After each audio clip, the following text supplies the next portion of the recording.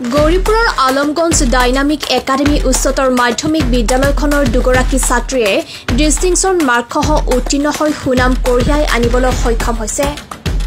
গৌৰীপুৰৰ Alamganj dynamic academy নামৰ উচ্চতৰ মাধ্যমিক বিদ্যালয়খনে উচ্চতৰ মাধ্যমিক পৰীক্ষাৰ চূড়ান্ত পৰীক্ষাৰ ফলাফলত সুনাম কঢ়িয়াই আনিবলৈ সক্ষম হৈছে। সদ্য ঘোষিত উচ্চতৰ মাধ্যমিক চূড়ান্ত পৰীক্ষাৰ ফলাফলত 100% উত্তীৰ্ণৰ হাৰেৰে উজ্বলি উঠিছে গৌৰীপুৰ আলমগঞ্জ ডাইনামিক একাডেমী নামৰ উচ্চতৰ মাধ্যমিক বিদ্যালয়খনে। অঞ্চলখনৰ লগতে জিলাখনৰো সুনাম অৰ্জন কঢ়িয়াই আনিবলৈ সক্ষম হৈছে বিদ্যালয়খনে। এইবেলি 54 গৰাকী ছাত্ৰ-ছাত্ৰীৰ পৰীক্ষাত অৱতীৰ্ণ হৈছে। এইবেলি 54 গৰাকী ছাত্ৰ-ছাত্ৰীৰ পৰীক্ষাত অৱতীৰ্ণ হৈছে। তাৰে ভিতৰত ষ্টাৰ মাৰ্ক এজন, ডিষ্টিংশ্যন মাৰ্ক এজন, 15 গৰাকীয়ে প্ৰথম বিভাগত, 29 গৰাকীয়ে দ্বিতীয় বিভাগত আৰু 10 গৰাকীয়ে তৃতীয় বিভাগত উত্তীৰ্ণ হৈ সাফল্যৰ হাতী মাৰিবলৈ সক্ষম হৈছে। অনাগত দিনতো অধ্যয়ন সততা একগ্ৰতাৰে শিক্ষা জীৱনৰ মূল মাপকাঠিৰ আদৰ্শৰূপে ভৱিষ্যত এগৰাকীকৈ ভাল ব্যক্তি হৈ ৰাইজৰ সহায় কৰক, তাৰে কামনা কৰে বিদ্যালয়খনৰ শিক্ষক শিক্ষয়িত্ৰীসকলে। গৌৰীপুৰৰ পৰা চাহাবুদ্দিন মোল্লা ৰিপৰ্ট, পিয়া নিউজ। এইবুলি ডাইনামিক চিনিয়ৰ ছেকেণ্ডেৰী স্কুলৰ ফলাফল কেনেকুৱা আৰু আপোনালোকে আশা কৰা ধৰণে ফলাফল হৈছে নেকি?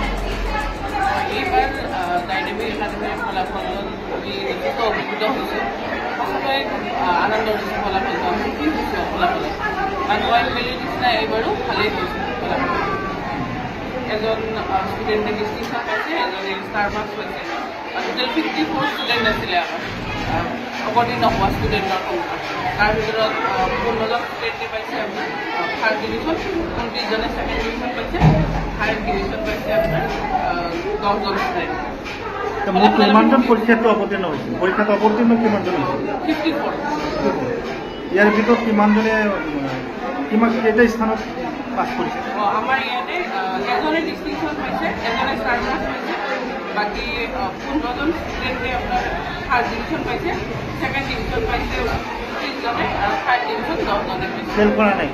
নাই কৰা নাই। আটাইকেইজন ষ্টুডেণ্টে উত্তীৰ্ণ হৈছে।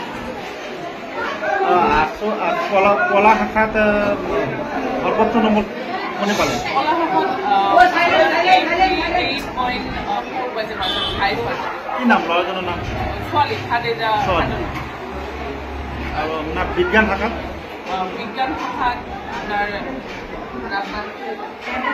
ৰাব্বানী পাইছে, মানে 72.something।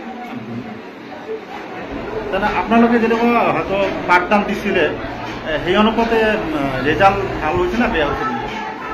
ভালে হৈছে সেই অনুপাতে ফলাফল। কাৰণ যিবিলাক ষ্টুডেণ্ট আহিছে একদম একেবাৰে চহৰ অঞ্চলৰ ল'ৰা ছোৱালী বেছি আমাৰ ইয়াতে, আৰু এবাৰ পাহাৰীয়া ৰঙামাটি পাহাৰৰ ছাইডৰ পৰা ল'ৰা ছোৱালী আহে, আৰু বিভিন্ন চহৰ অঞ্চলৰ পৰা ল'ৰা ছোৱালী আহে।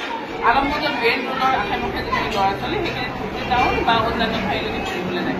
গতিকে ইয়াতে যিখিনি একদম আপোনাৰ যিবিলাকে ফাৰ্ষ্ট ডিভিজন পাইছে, সেইকেইটা থাৰ্ড ডিভিজনত পাছ কৰি অহা।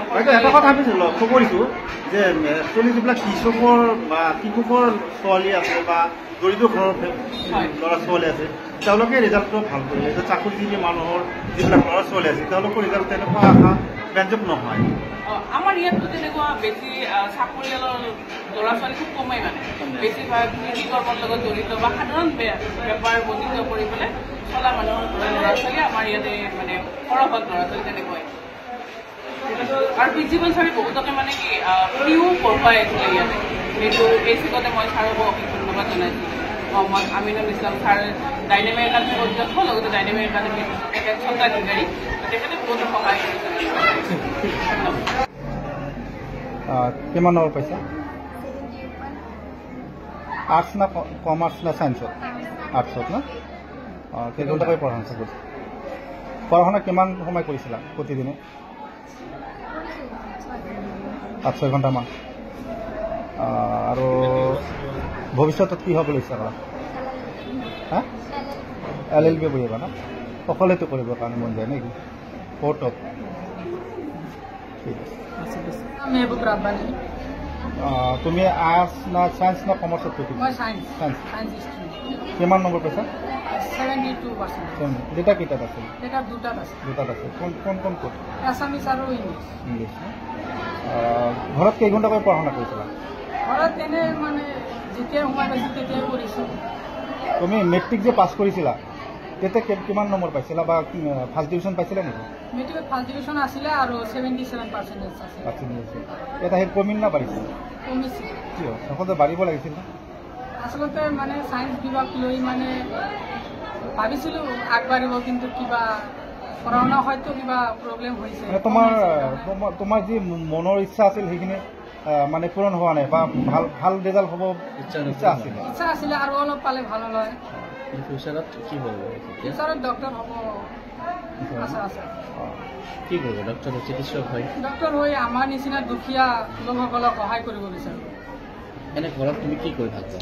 মই ফুটবল খেলি ভাল পাওঁ। তোমাৰ দেউতা কি কৰে? মোৰ দেউতা আমাৰ গাঁৱৰ ইমাম হয়, মছজিদৰ ইমাম। যদি নহয় আপোনাৰ যে সফলতা এই ক্ষেত্ৰত প্ৰথমতে ধন্যবাদ কাক জনাব? কাৰ চেষ্টাৰ বাবে আজি ইমানবোৰ সফলতা অৰ্জন কৰিলে?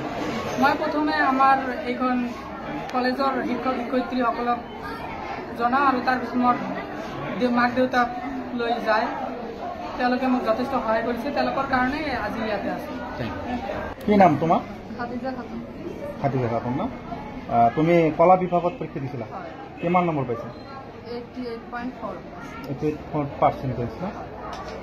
তো কেইঘণ্টাকৈ পঢ়া শুনা কৰিছিলা? মই সোমাই যাই যেতিয়া মন গৈছিল তেতিয়া কৰিছিলা না? অনলাইনত যেনেকৈ আজিকালি গেম খেলে ছোৱালীবিলাকে ল'ৰাবিলাকে খেলিছিলা নেকি? নাই খেলা না? আৰু বাকী যেনেকৈ তোমাৰ দেউতা কি কৰে? কৃষক মানুহ না? সাংসাৰিক অৱস্থা কেনেকুৱা? দুখীয়া মানুহ না? ভৱিষ্যতে তুমি কি হ'বলৈ ইচ্ছা কৰিছা?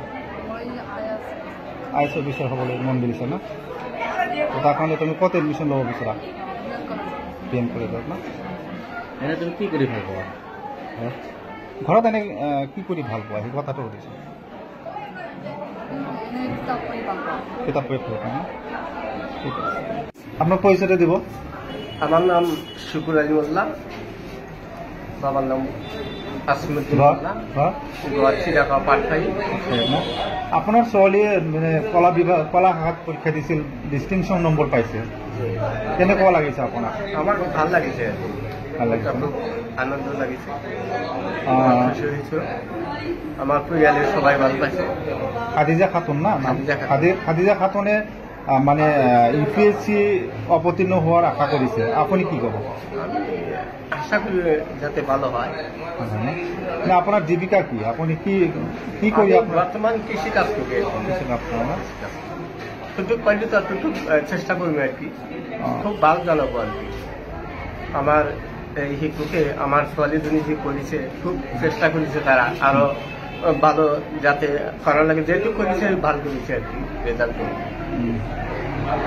কেই ঘন্টা করে পড়াশোনা করেছিল আপনার ছোৱালী? 12 ঘন্টা মান করেছে আর কি, স্টাডি করেছে প্রতিদিনে। 24 ঘন্টার ভিতরে 12 ঘন্টা স্টাডি করেছে, যেটা সময় পাচ্ছে ঠিকঠাক করেছে।